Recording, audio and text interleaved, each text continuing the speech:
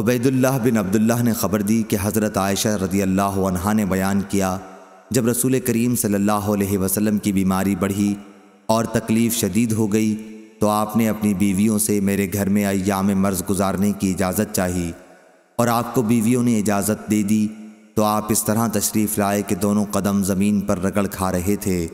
آپ اس وقت حضرت عباس رضی اللہ عنہ اور ایک اور صاحب کے درمیان تھے۔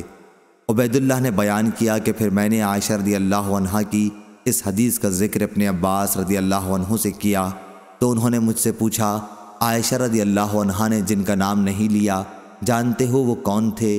میں نے کہا کہ نہیں۔ آپ نے فرمایا کہ وہ حضرت علی بن ابی طالب رضی اللہ عنہ تھے۔ صحیح بخاری حدیث نمبر 2588۔ ابن طاؤس نے بیان کیا ان سے ان کے والد نے اور ان سے ابن عباس رضی اللہ عنہ نے کہ نبی کریم صلی اللہ علیہ وسلم نے فرمایا، اپنا ہبہ واپس لینے والا اس کتے کی طرح ہے جو قے کر کے پھر چاٹ جاتا ہے۔ صحیح بخاری حدیث نمبر 2589۔